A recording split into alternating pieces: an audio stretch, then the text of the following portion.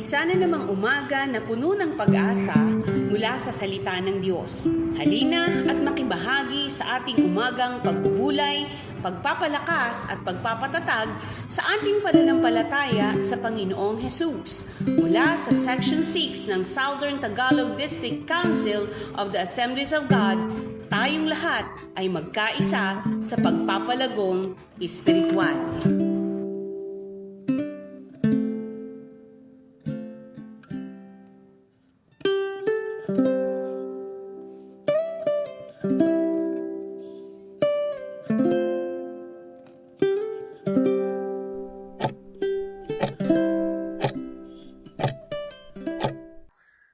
Magandang araw pong muli sa inyo mga kapatid at sa mga nanonood ng aming morning devotion, magandang araw po sa inyong lahat.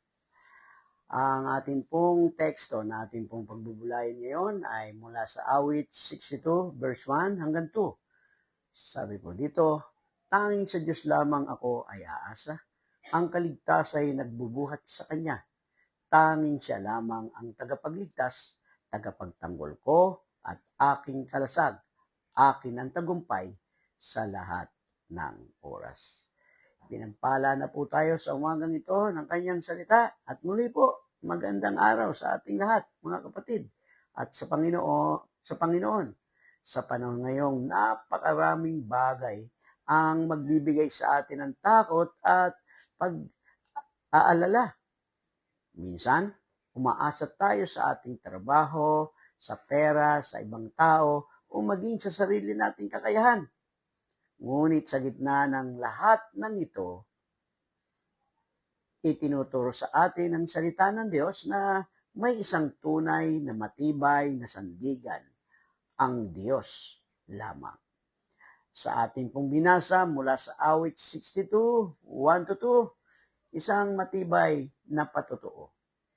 Mula kay Haring David, ang ating makikita sa kabila ng mga pagsubok na kayang kinakaharap.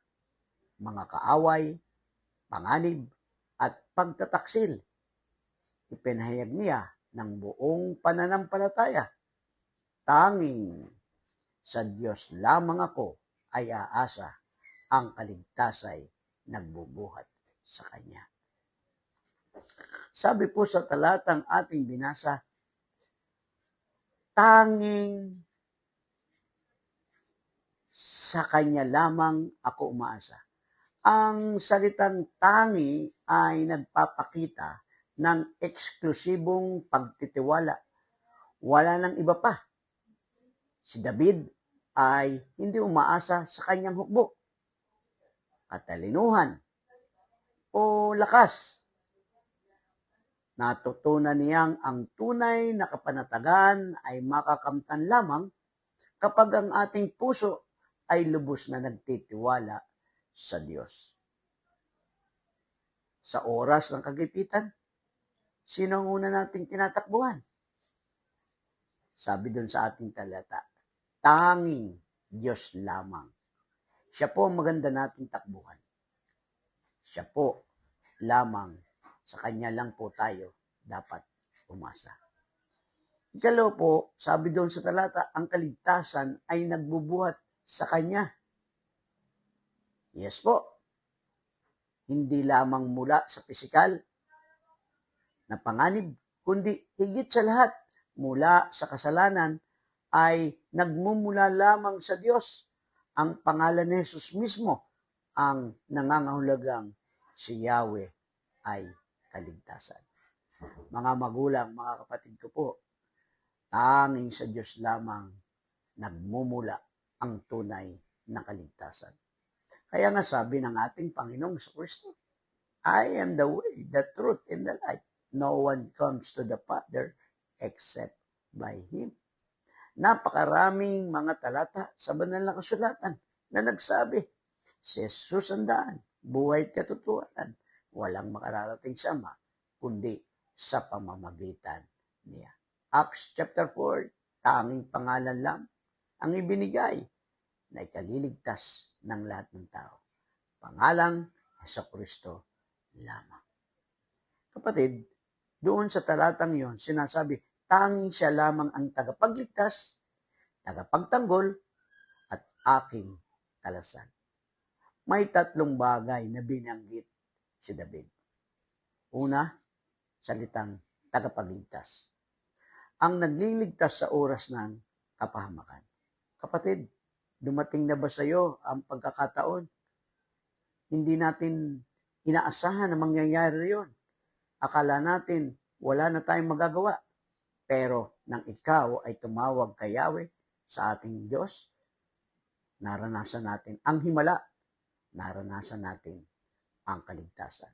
Hindi lang ito espiritual, na pangako ng Panginoon na sino mang sumampalataya sa Kanya ay may buhay na walang hanggan.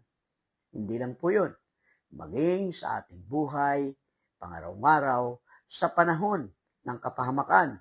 Kapatid, nandyan ang Diyos upang tayo ay iligtas.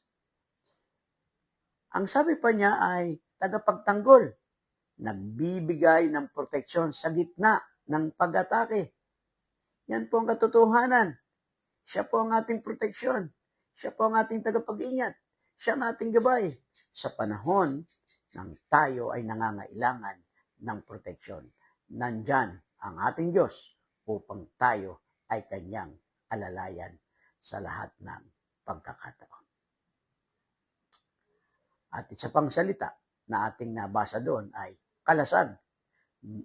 Nagiging harang laban sa anumang masasamang balak. Opo, mahalaga po ang isang kalasag. Pag inaatake ka upang hindi ka tamaan, yung pong kalasag na yon ang siyang sumasangga sa anumang mga palaso at gawa ng kaaway. Nagiging harang o laban sa anumang masamang balak sa mga Kristiyano ang kalasag na ibinigay sa atin ng Panginoong Jesucristo. Jesus, pangalan lang niya, marinig ang dugo ng Panginoon. Makita lamang nito. Anumang sumpa, anong gawa ng kaaway, hindi ito makapapanaig sa sino mang nananampalataya sa ating Panginoong Jesucristo. Isa pa po ay yung akin ang tagumpay sa lahat ng oras. Kapag ang Diyos ang ating sandigan, walang panahon o sitwasyon, excuse po, na hindi natin kayang lagpasan. Ang tagumpay hindi nangangahulugang wala tayong kahirapan, kundi tayo'y mananatiling matatag at mapagtatagumpayan ang lahat dahil sa Kanya. Kapatid, saan nakaangklang iyong pagtitiwala ngayon? Sa pera?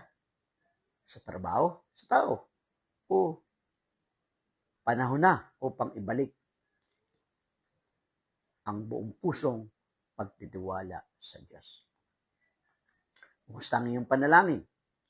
Ang tao lubos ng titiwala sa Diyos ay laging lumalapit sa kanyang panalangin. Ano ang kinakaharap mong labanan ngayon? Tandaan, ang Diyos ang iyong tagapagtanggol at kalasag.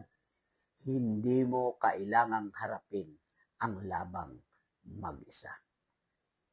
Ang katotohanan ng salita ng Diyos. Kapatid, ikaw ay mayroong Diyos na makapangyarihan na hindi nagbabago noon, ngayon, at magpakailanman. Purihin ang Diyos. Tayo po ay manalangin. Aming Amang nasa langit, salamat sa iyong salita na nagbibigay ng kapanatagan sa gitna ng kaguluhan. Patawarin mo kami kung minsan kami umaasa sa sarili naming kakayahan at hindi sa iyo. Tulungan mo kaming matutong maghintay, magtiwala at umasa lamang sa iyo. Aming kaligtasan, tagapagtanggol at kalasag. Punuin mo kami ng aming mga puso ng kapayapaan. na nagmumula sa iyo. Itinatagubili namin ang aming buhay sa iyo, mga kamay. Sa pangalan ni Jesus na aming Panginoon at tagapagligtas, ito ang aming dalangin.